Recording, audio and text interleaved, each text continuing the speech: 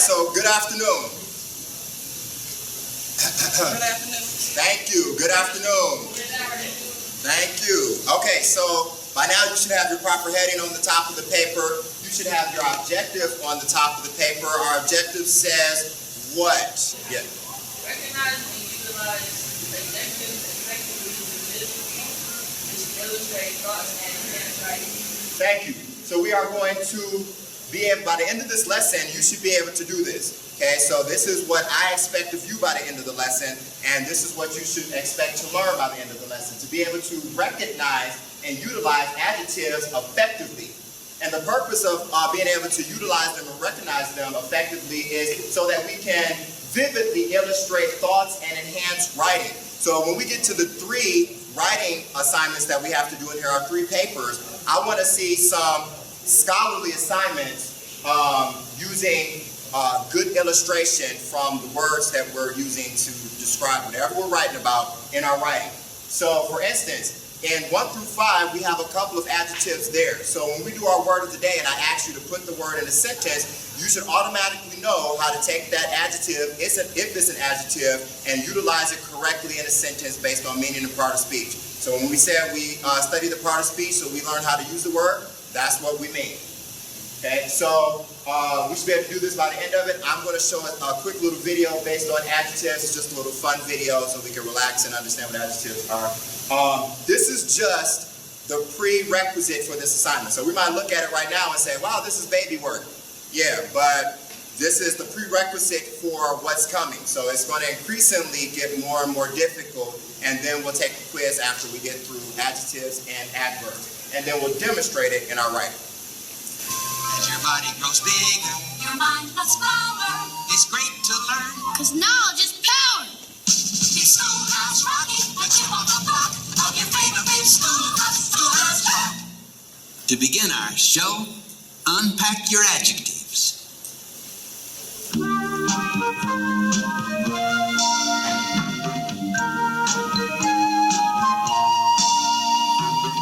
Got home from camping last spring. Saw people, places, and things we barely had arrived. Friends asked us to describe the people, places, and every last thing. So we unpacked our adjectives. I got frustrated first. Reached in and found the word worst. Then I picked soggy and next I picked foggy and then I was ready to tell them my tale. 'Cause I'd unpacked my adjectives. Adjectives are words you use to really describe things. Handy words to carry around. Days are sunny or they're rainy. Boys are dumb or else they're brainy. Adjectives can show you which way. Adjectives are often used to help us compare things. To say how thin, how fat, how short, how tall. Girls who are tall get taller. Boys who are small get smaller. Till one is the tallest and another's the smallest of all. We hiked along without care. Then we ran into a bear. He was a hairy bear. He was a scary bear. We meet in haste and retreat from his snare. And describe him with adjectives. Boy, that was one big ugly bear.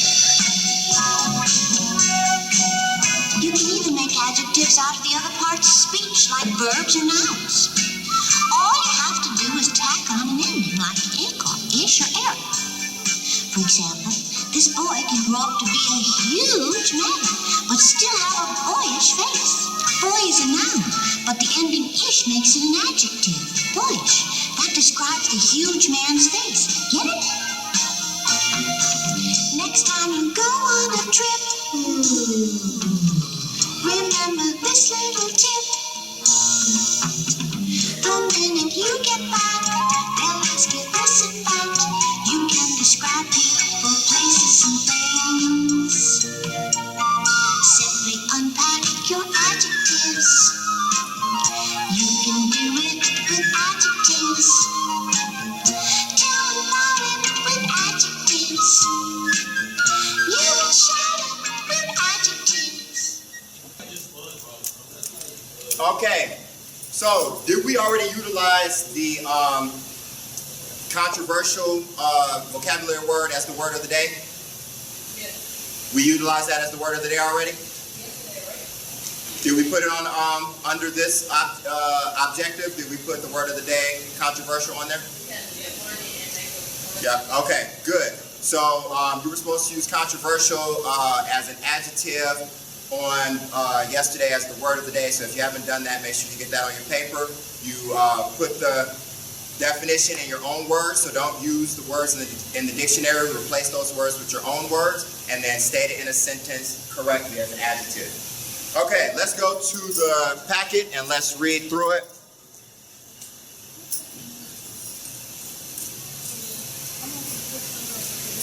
We're just going to take some notes, and you have an extra ticket and an independent practice. So, in this chapter, you will learn about two kinds of words that describe other words in sentences. Adjectives modify nouns and pronouns. Adverbs modify verbs, adjectives, and other adverbs. Adjectives. Erica, what's an adjective? An adjective describes a person, place, name, or idea. It provides information about the size, shape, color, texture, feeling, smell, number, or condition of an animal. Thank you. Let's write down that second sentence. Okay?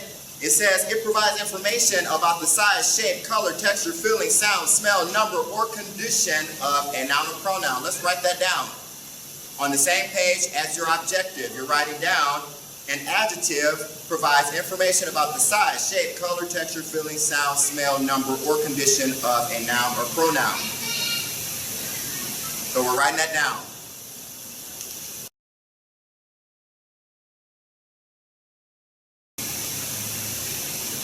Okay, moving right along. For example,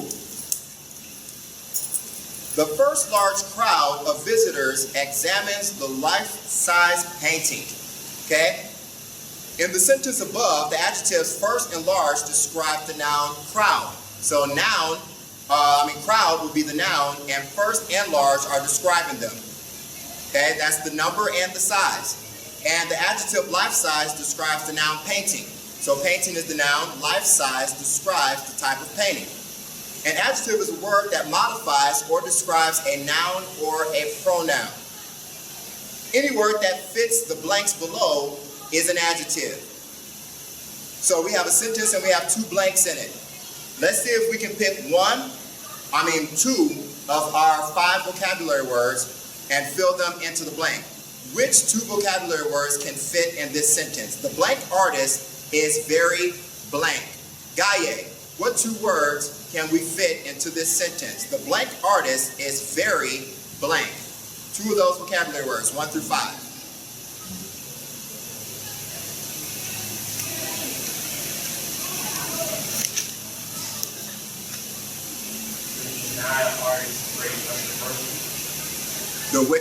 What was the first word you used? Genial. Okay. The genial artist is very controversial. Okay. You can say that. Okay. Even though genial means pleasant, that would be a little bit of a contradiction. The genial artist is very controversial, but we can use it. That makes sense. Those are 2 adjectives. Okay. What other 2 adjectives can we fit into the blank? Mr. Bell. So in this sentence on the paper it says the blank artist is very blank. Anything that can fit into these 2 blanks is considered an adjective. What 2 vocabulary words, looking at 1 through 5, what 2 vocabulary words of ours can we fit into these 2 blanks? The blank artist is very blank.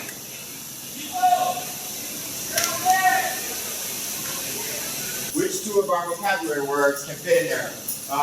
Gaye already used genial, which means pleasant, and he used controversial, which means, argumentative. So which other 2 can we use?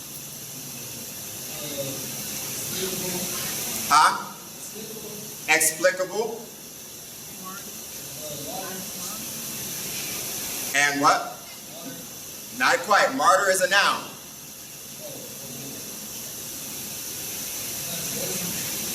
We used controversial already. Nope, I want a different one. Huh? Loathsome. Okay, the explicable artist is very loathsome. Okay, it's very disgusting. Okay, the artist who's constantly explaining himself is very disgusting.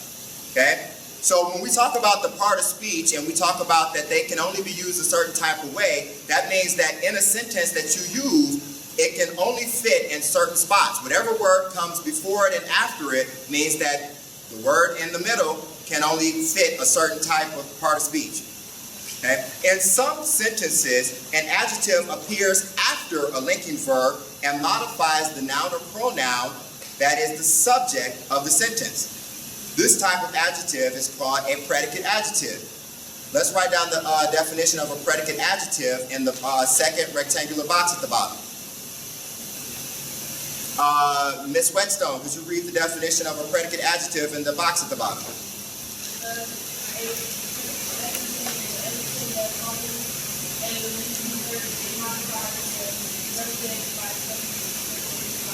Thank you. Let's write that down. So a predicate adjective is a word that describes a noun, but it's describing the noun and the predicate. That means that it comes after the verb. So every sentence, we're writing that down inside the box, in the rectangular box at the bottom, about the predicate adjective. We're writing that down. So every sentence has to have a subject, which is the who or what the sentence is about, and it has to have some type of a verb, which means the subject is something or is doing something. So when we say that the subject is something, we're talking about linking verbs. So there's two different types of verbs. Charlotte Patterson, can you come to the main office? Charlotte Patterson, come to the main office with all your belongings. So there's two different types of verbs. We have verbs that are actions, which means that we're actually doing something. So if I say the student tripped over the banana peel, or the student slipped on the banana peel, that's an actual action. The student slipped. But there's also linking verbs, which means that all it's doing is connecting the subject to the end of the sentence. And I'm going to give you a list of linking verbs that actually do that. Those linking verbs have no type of action. They state a state of being. That's all they do. They describe a state of being. So I'm going to put up those linking verbs right now, and you can copy those down. So people who had me for 10th grade, we studied nouns and we studied verbs, and linking verbs was a part of them. So now we know that linking verbs has something to do with adjectives. When we talk about adjectives that are in the predicate adjective, we only see them when they come after linking verbs. So here are your linking verbs that have no actions to them. Is, are, were, was, be, am, seem, appear, taste, feel, smell, grow, sound, look, become, and turn. All of these can be linking verbs. So let's copy these down. You're copying down all of the blue. All of these can be linking verbs. So the top row, is, are, were, was, be, and am, those are only linking verbs. Those are only linking verbs. But the bottom two rows, those can work as action verbs or linking verbs, which means they can actually commit some type of an action, or they can just state a state of being.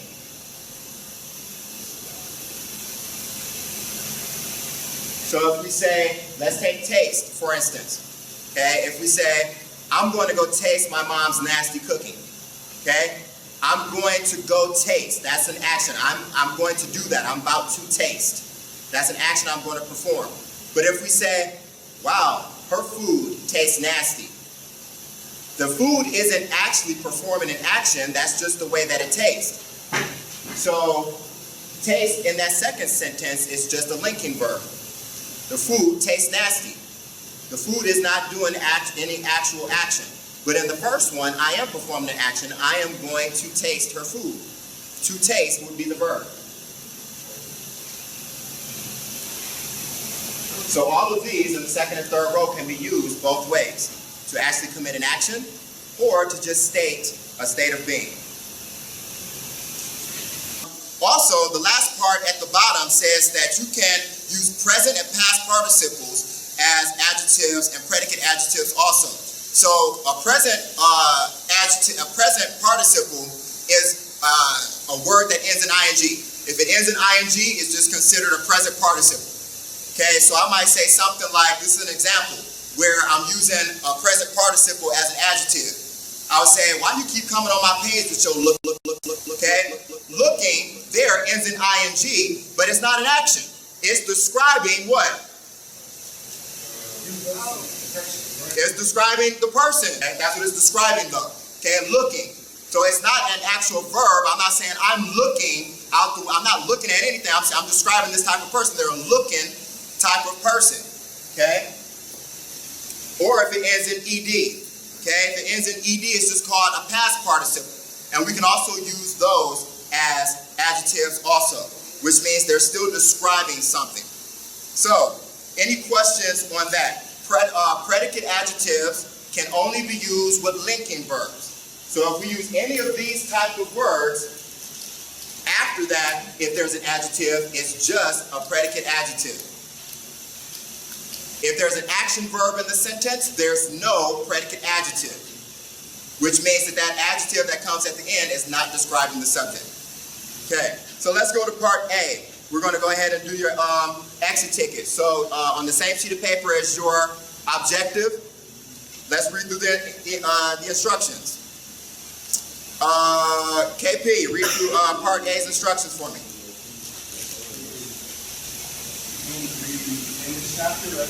No, part A on page 321 at the top. Write each sentence. Do we have to write the sentence? No. Yes, we do have to write the sentence. Great. Let's keep going. Draw one line under each adjective. Then draw two lines under the noun and the adjective. Great. So you're going to write each sentence. You're going to look for all the adjectives. Once you find all the words that are describing nouns, draw one line under those. Those are the adjectives. Then you're going to go back and you're going to find the noun that that adjective is describing. And you're going to draw two lines under that noun. Once you finish that, we'll check over it. And the purpose of checking over the exit ticket is to see if you retained the lesson to some type of level of understanding so you can move on to the independent practice.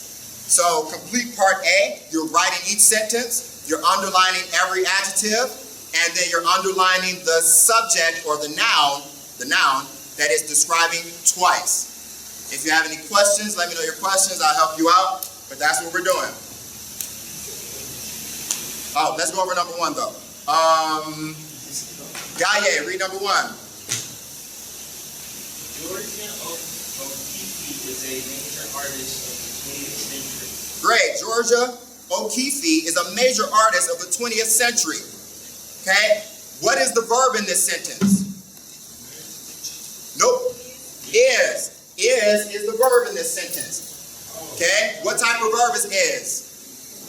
Linking. Is a linking verb. Is one of those verbs that can only be linking. It doesn't play as action and linking. It's only linking. Okay, so that means that anything coming after this, the adjectives that come after this are going to be predicate adjectives. That means that these adjectives are describing the subject. So what are the adjectives in this sentence? Number one.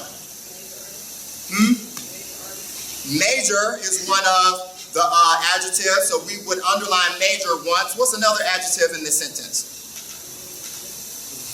Remember, adjectives describes, as we read on the other page, the size, shape, color, texture, feeling, sound, smell, number, or condition of a noun or pronoun. 20th, because 20th is a number. So that's an adjective. So we would underline that one once. Then we would go back and find out what nouns those two adjectives are describing. So major describes what? Artist. So we would underline artist twice. 20th describes what? Century. So we underline 20th twice. Now, any questions on that? Don't be afraid to ask a question. Otherwise, do 2 through 6 and we'll check over it.